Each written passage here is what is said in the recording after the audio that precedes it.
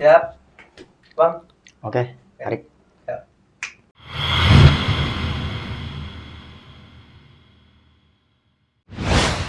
Nah pas gue di tahlil malam kedua ini ya bener-bener si Bomo bilang ini si Badur ini datang. Dia ada di bawah pohon rambutan. Yang Bomo bilang itu dia kayak tolak pinggang buat. Kayak dia masih nggak senang gitu. Marah dia. Ya, padahal itu kondisinya orang tua juga udah wafat. Udah. Tolak pinggang. Itu pohon rambutan gue kan di depan rumah gue tinggi, cuman kakak gue tinggi ya. Iya. Itu dia setengah pohon rambutan bang. Sosoknya.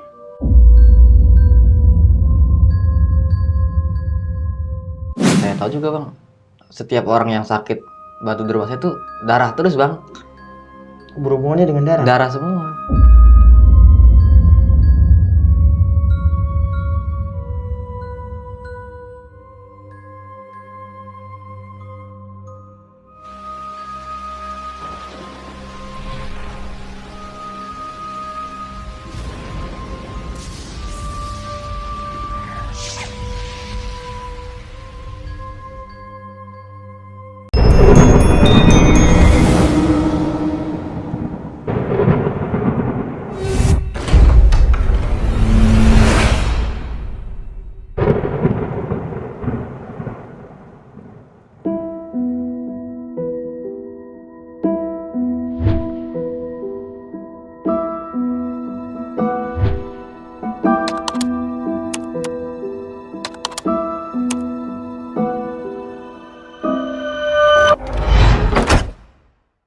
Assalamualaikum warahmatullahi wabarakatuh. Balik lagi bersama gue Ibnu Fitur Sidik dalam channel Timur Misteri. Di segmen Kongkumis kali ini, gue sudah menghadirkan narasumber yang mana narasumber gue ini pernah bercerita pengalaman orang tuanya yang terkena santet nih. Ya, almarhum orang tuanya yang terkena santet. Nah, di video kali ini gue bakal menjelaskan dengan versi gue nih, karena di perjalanan orang tuanya itu sakit serta sampai pemakaman, gue menjadi saksi nih, yang mana gue turut serta ada di dalam cerita itu. Nah, untuk lebih detailnya gue juga ngundang narasumber yang mana seorang anaknya nih, anaknya dari almarhum yang sudah pernah cerita di channel Timur Misteri. Siapakah dia? Langsung aja kita berkenalan sama orangnya. Assalamualaikum. Waalaikumsalam bang. Bang Cepot. Bang Wahyu Cepot ya? Iya bang. Oke Pot.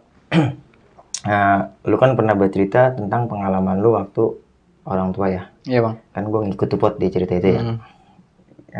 Gue bakalan bercerita versi gue nih Pot. Jadi sisi pandang gue yang ngalamin kondisi itu gitu kan. Iya bang. Nah buat temen-temen, sebelum masuk ke ceritanya, gue juga mau mengingatkan buat teman-teman yang mempunyai pengalaman misteri, baik itu pendakian gunung, urban legend atau lainnya yang berbau misteri dan mau ceritanya diangkat di Timur Misteri, teman-teman bisa DM di Instagram Timur Misteri atau juga kirimkan email di timurmisteri.cr@gmail.com. Untuk lebih detailnya nanti linknya ada di kolom deskripsi. Oke, nggak berlama-lama lagi, langsung aja kita masuk ceritanya.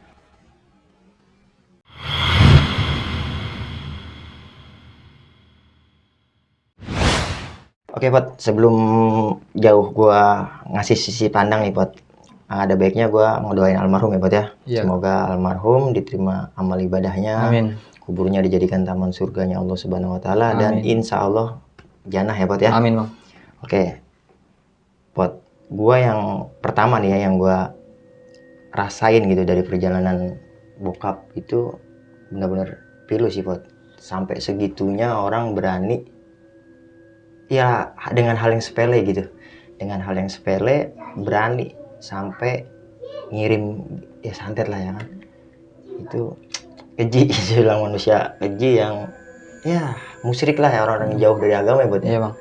Oke Bot, sebelumnya nih Bot, gimana sih feedback, gue mau nanya dulu ya sebelum gue mendetailkan versi gue bertanya dulu sama lo nih, feedback apa sih Pot setelah lo bercerita di Timur Misteri gitu, dari segi keluarga lo, orang-orang sekitar lo gitu?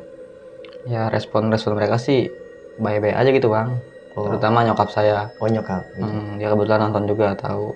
Bagaimana tuh setelah nyokap nonton? Cuman ada beberapa versinya dia juga. Iya, makanya kan kita sempat mengundang menghadirin nyokap ya, karena faktor waktu yang nyokap nggak bisa, jadi gua undang Cepot lagi nih. Gimana nyokap ngomong apa Pot? Nyokap bilang sih ya emang benar kejadian kayak gitu. Waktu nyokap jaga nih, waktu di rumah sakit benar kayak gitu ceritanya. Cuman ada yang barisnya dia juga. Oke.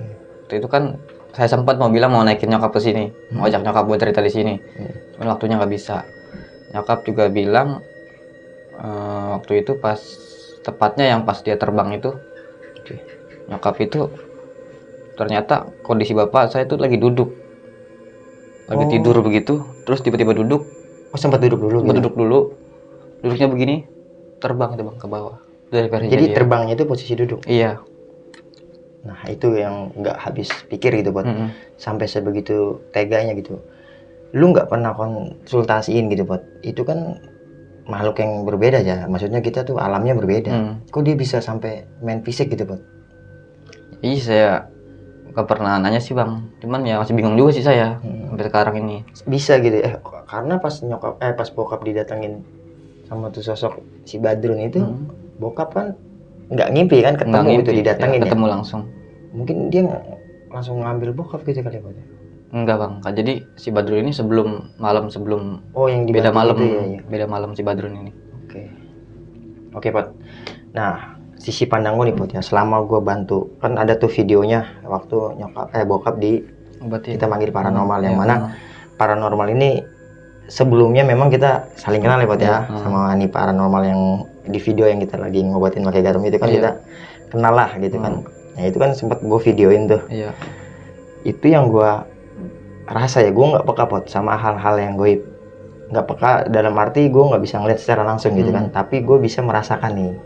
Bukan berarti gue orang-orang yang peka gitu sama peka banget gitu, nggak banget, cuman gue tahu nih karena kan si sosoknya ini, si Badrun ini, ketika kita kondisi itu ya kita nyebut aja dia jahil langsung, dia nyampe.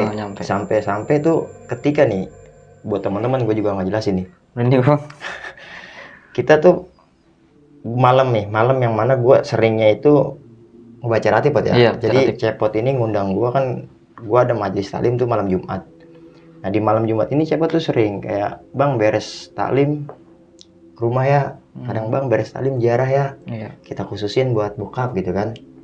Nah pas Cepot ngundang nih, maksudnya setelah kita taklim terus Cepot ngundang ke rumahnya, itu kan gue ngadain ratiban tuh di rumahnya Cepot, khususnya itu di pelataran depan rumahnya Cepot.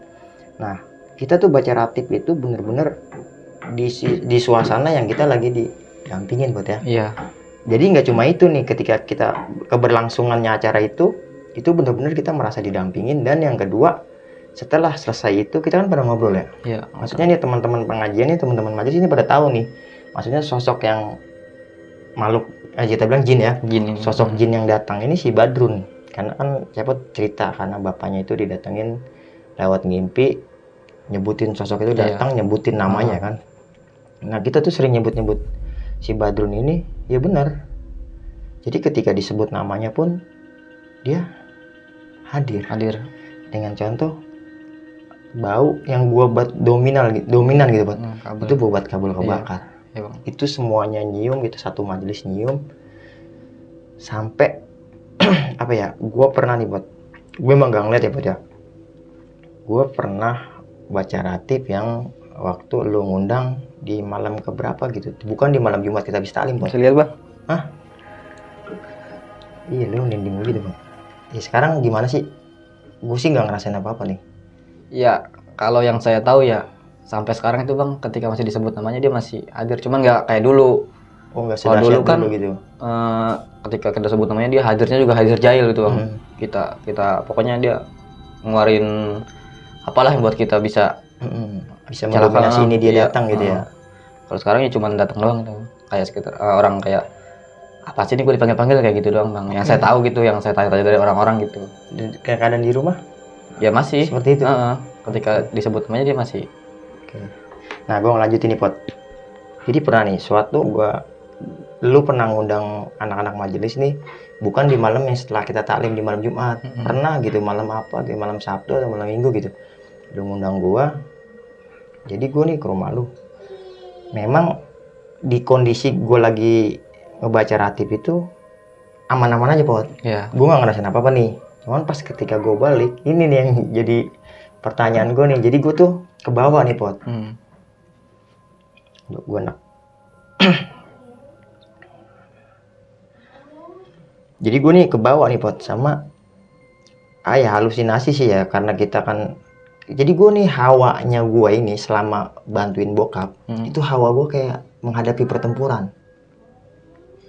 Jadi gue suges gitu kan, karena kita ini lagi bertempur gitu kan. Nah jadi pada saat itu ya si Badrun ini kita anggap musuh kita. Iya, benar. Real dong. Iya. Kita anggap si Badrun ini musuh kita. Nah jadi gue kebawa suges nih Pot. Sampai rumah gue sempat merenung Pot.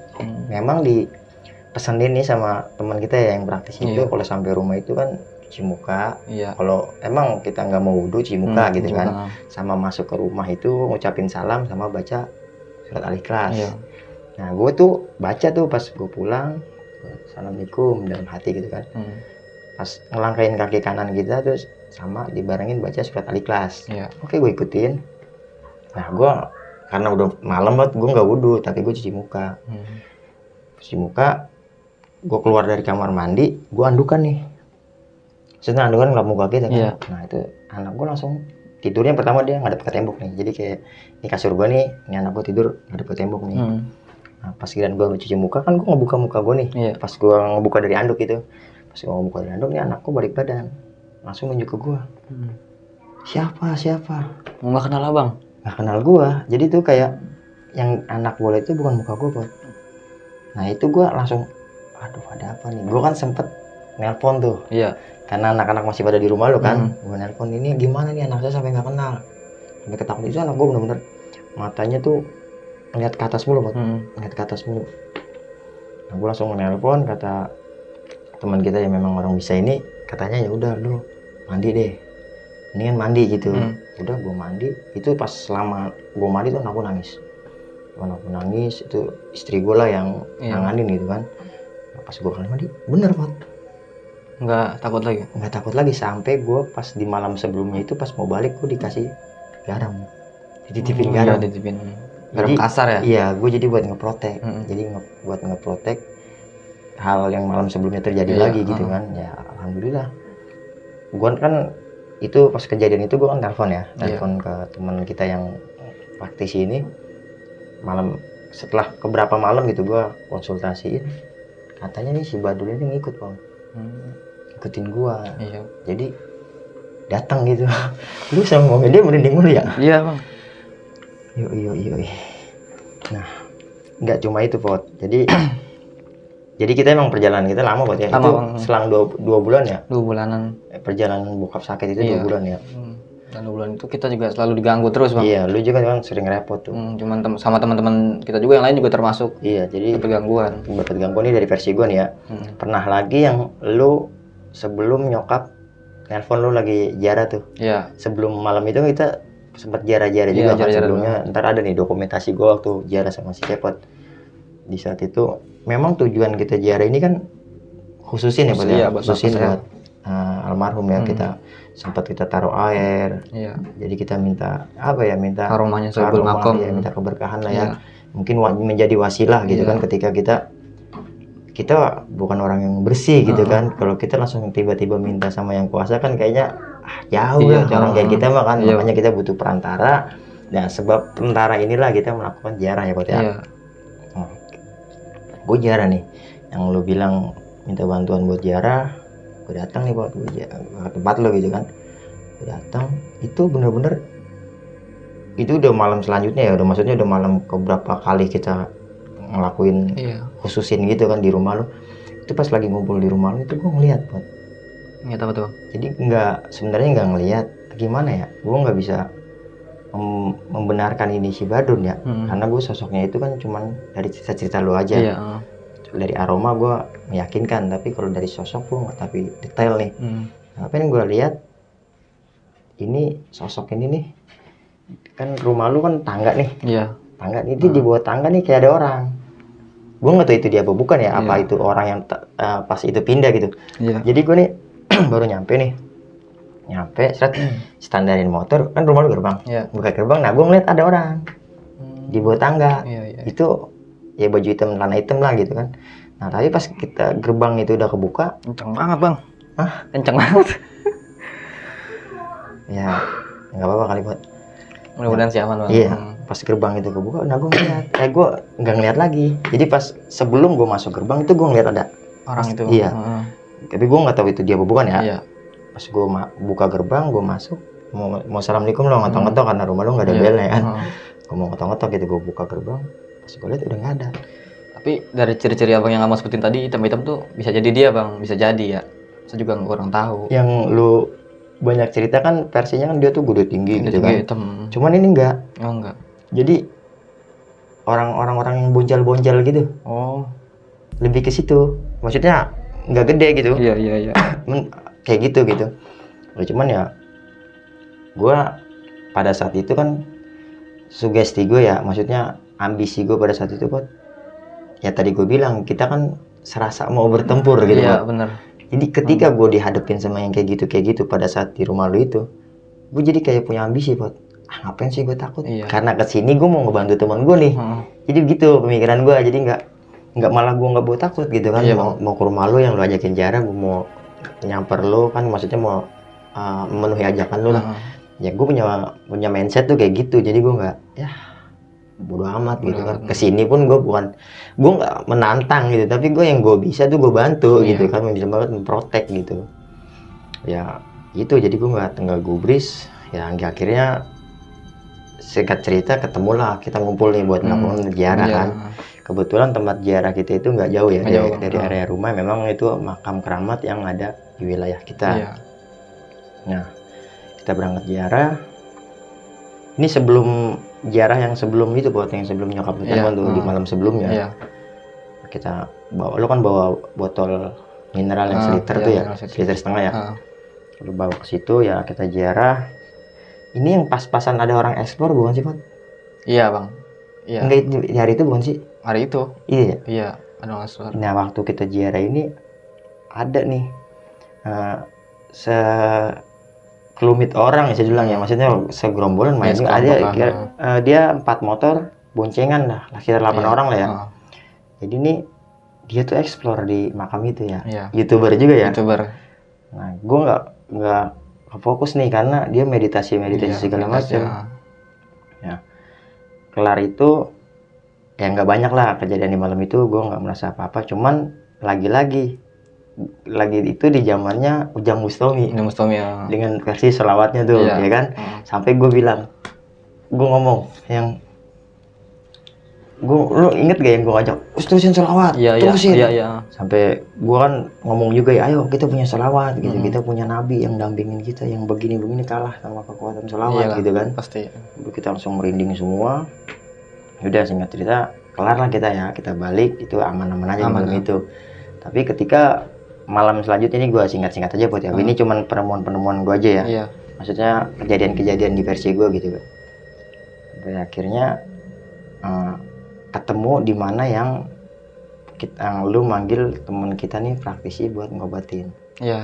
Nah ini nih yang sempet orang tua lu kesurupan. Setelah itu kan yang di video nih nanti gue tayangin nih. Nah setelah kejadian itu kan bokap tuh kelar maksudnya hilang ya, sehat juga dikeluarin kan. Gue sempet tuh bikin lingkaran. Lu ngikut nggak di dalam? Iya yang ikut. Masuk. Lu ada lihat? Ada kisaran 6 orang ya. Kita bikin lingkaran apa tuh pegangan, terus kita baca selawat ya. Nah itu benar-benar eksistensinya si Badrun ini kuat ya. Yang gue rasain di situ itu benar-benar di kondisi itu gue kayak gimana ya, lu ngomong gini merinding banget ya. Merinding ya, kayak pala-pala. Itu bener-bener kuat yang gua rasain ya pada saat itu. Itu bener-bener kayak lu lagi di dalam sauna. Iya bang. Itu bener-bener panas. Itu panas banget emang, saya rasa juga. Iya, jadi gua tuh nggak ngerasain kehadiran dia lewat sosok ya, tapi lewat energinya, perasaan kita. Iya, itu bener-bener panas. Sampai kita pegangan itu kita kuat itu saling pegangan tuh di lingkaran itu sampai kayak gitu buat melawan si dia.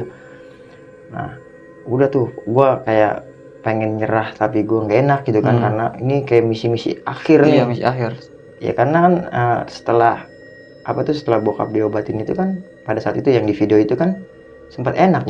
Maksudnya biar nggak balik lagi gitu. Kayak menurut gue nih udah di ujung perjuangan nih masa itu, makanya gue berani-berani, nah, gue kuat. Itu kita benar-benar kayak bertempur, tempuran energi ya, lebih tempuran energi yang gue nggak ngerti lah istilahnya apa tuh, tapi yang gue rasain itu benar-benar panas hawanya gitu.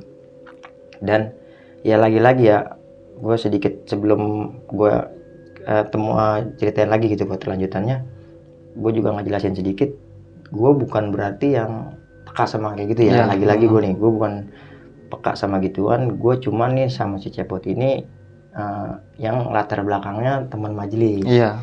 Jadi kita tuh punya pengajian yang ya pengajian pada umumnya gitu kan, ngaji kitab, ngaji fikih yang nggak berhubungan sama hal gaib sebenarnya. Cuman karena basic kita anak pengajian, yang kita bisa ya udah itu yang kita baca kan gitu.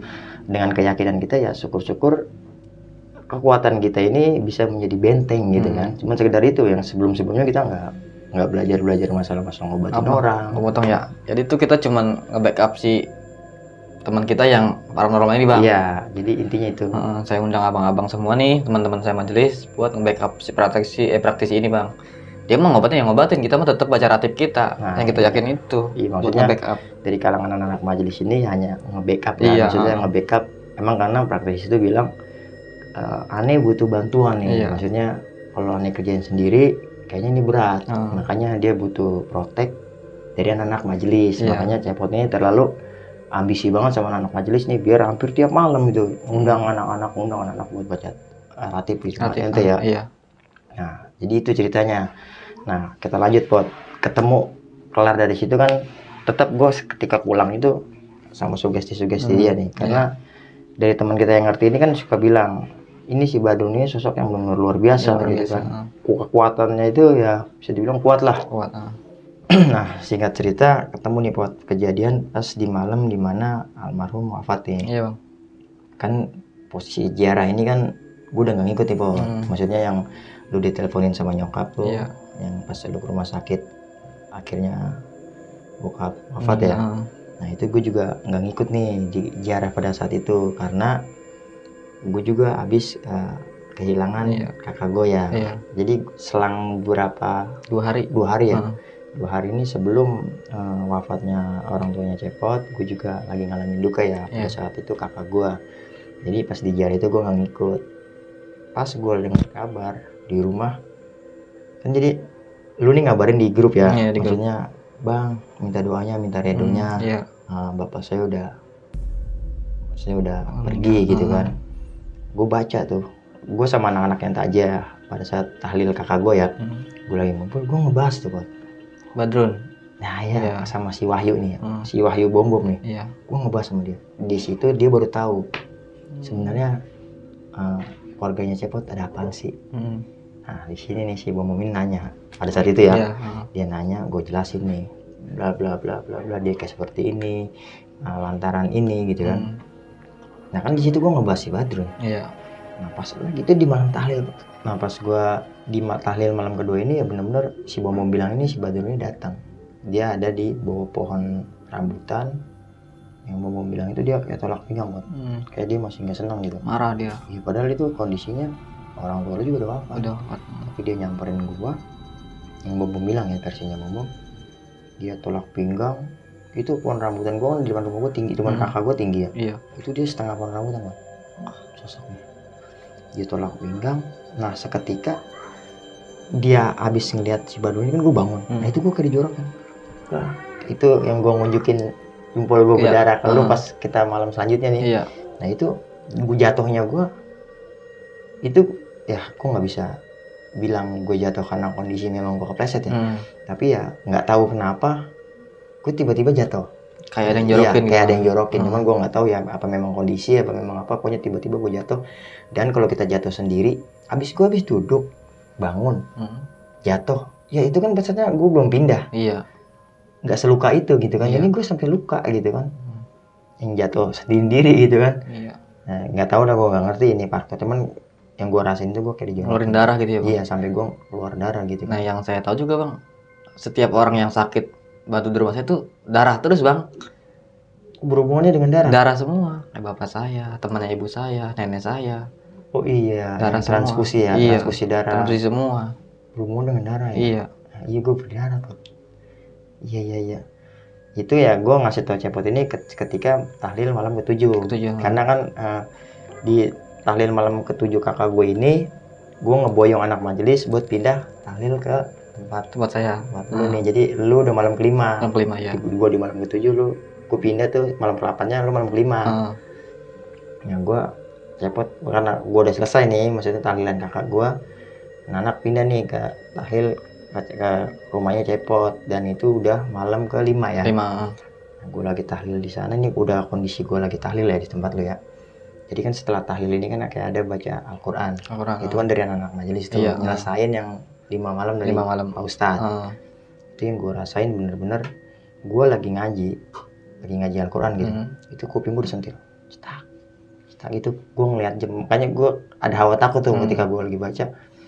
Gue lihat jam itu, pas gue abis disentil itu, gue lihat jam itu kisaran jam 3. Iya. Jam 3 itu yang anak-anak sebagian udah pada tidur lah. Pas gue intip, gue sempetnya pengen bangunin nih karena gue takutan kan. Itu gue disentil tak, tapi lagi-lagi gue berpikir, ya gue lagi melakukan hal yang baik. Iya. Gitu kan. Yang begini mah insya Allah lah, gue tetap yakin. Gue baca sampai akhirnya ada si Komeng nih, Komeng nyamperin, bang gantiin gitu ya. Udah gue gantiin Komeng, gue tidur nih. Nah tidur ini, dalam tidur gue ini gue ngimpi Pot. Iya. Jadi ngimpi si Badrun ini kayak, ini ngimpi ya, maksudnya gue nggak tahu bener apa enggaknya. ya. Gue sebenarnya sih takut, gue nggak bisa bicara hal gaib ini, gue takut apa ya, jadi perdebatan gitu kan. Tapi ya ini versinya gue di ngimpi gue gitu ya. Si Badrun itu senyum Pot. Tapi senyum yang jutek. Kayak senyum ledek gitu. Iya. Tapi tetap dengan ekspresi dia yang sombong gitu, maksudnya Gelok pinggang sama senyum gitu. Iya. Kalah loh. Gitu, tapi dalam mimpi ya. Ya cuman ya bodo amat lah, gue tetap ya, bukan berarti dengan wafatnya almarhum ini sesuatu kekalahan. Itu sama sekali gue nggak mikir seperti itu gitu kan. Dalam artinya tetap gue menang. Jadi bukan berarti wafat almarhum itu jelas real ya, Allah yang punya. Udah jadi takdir ya, qadarullah gitu kan. Udah takdirnya beliau, bukan berarti ini suatu kekalahan yang mendominasi santet ini gitu kan. Gue punya keyakinan kayak gitu, gue tetap gue tentang, gue bangun ya. Akhirnya azan subuh kita kelar nih. Nah ketemu di malam ke-7 kita kan tahlil. Biasanya tahlil malam ke-7 itu kan kembangnya kembangnya ini yang tadi habis kita bacain tahlil ayat-ayat suci gitu, doa. kita anterin ke makam kan di malam itu juga ya. Itu benar-benar gue ngerasain parah itu. Jadi kebetulan banget ya, di kita ini nggak ada yang bisa mimpin doa nih. Ya kebetulan gue bukannya bisa sih, maksudnya gimana ya, tahu sedikit lah ya. Lebih tahu dari mereka lah, karena mereka yang gue bawa juga jadi jamaah juga kan. Gue itu mimpin doa, itu gue ngerasa Pot di malam itu ya, pas kita lagi tabur bunga habis tahlilan itu sekelilingan bokap di kuburan bokap itu kita dikelilingin sama orang. Iya, yang gue bilang kan. Iya, itu sampai dikelilingin orang. Jadi itu kan gue baca doa kuat kencang, gue kencengin kan sampai ayo terusin lu juga ngaminin sama teman. Itu dia semakin lama semakin dekat Pot, semakin kedeketin kita gitu. Itu benar-benar sampai kita ketekan, maksudnya gimana sih, energi kayak ada gitu. beban gitu ya. Iya, kayak ada beban. Sampai ya lu ngerasain sendiri gue gimana ekspresi gue. Maksudnya gimana, apa tindakan yang terjadi sama gue. Abang muntah-muntahnya sampai parah gitu Bang, muntah. Saya juga ngerasanya di saya tuh ya enak gitu Bang, cuman berat badan gitu belakang saya. Iya, maksudnya gue sampai muntah itu pada saat itu. Maksudnya sampai ya parah sih. Di makam gue sampai kayak gitu kan. Dan di pikiran gue, gila ini kejam. Maksudnya kurang puas gitu kan. Iya, apa sih yang mau dia cari gitu kan. Ini udah wafat. Iya. Apa yang dia cari gitu kan. Yaudahlah, gue nggak gubris nih masalah itu. Gue pikir kelar nih sampai situ gitu kan. Ternyata lu juga laporan sering yang ngebantu bokap sampai pada sakit gitu kan. Atau gue, ya Allah ini miris gue. Sampai suatu ketika lu juga laporan lagi kalau kuburan bokap ada yang gali buat naruh benda. Dan ya buat teman-teman juga kan udah tahu nih ceritanya di video Cepot sebelumnya ya. Nah jadi benda itu yang kita tahu dari orang yang ngerti dari Ustadz, katanya itu dia buat menyempurnakan. Jadi ketika dia naruh benda itu sukses, feedback sama dia nggak ada gitu nggak kan ada, aman ketika dia. benda itu ditaruh. Makanya alhamdulillahnya dengan kita ngejagain makam pada saat itu, beberapa malam kita jagain ya Bud ya, Iya bang. dia nggak berhasil naruh tuh benda ke kuburan almarhum atas dasar dia nggak bisa disempurna berarti. Makanya sampai hingga di akhirnya tersangkanya ini minta maaf atas dasar gagal nih naruh benda itu. Makanya alhamdulillahnya kita semua ya maksudnya bekerja lah Buat ya ngejagain makam malam-malam itu, kita benar-benar standby di dalam makam begadang buat gagalin nih benda yang mau ditaruh sama si pelaku ini. Ya, alhamdulillah dia gagal, makanya dia sempat minta maaf. Jadi sekian jauh perjalanan pada saat itu ya, itu mungkin buat yang bisa gua versikan gitu. Dari versi gue yang ngebantu lu, intinya poinnya ini manusia benar-benar kejam, jahat bang. Ini yang gue baru pertama dan insya Allah terakhir gitu. Insya Allah bang, nggak ada lagi. Ini benar-benar kejadian yang orang-orang yang jauh dari keimanan Buat. Ini benar-benar dahsyat banget.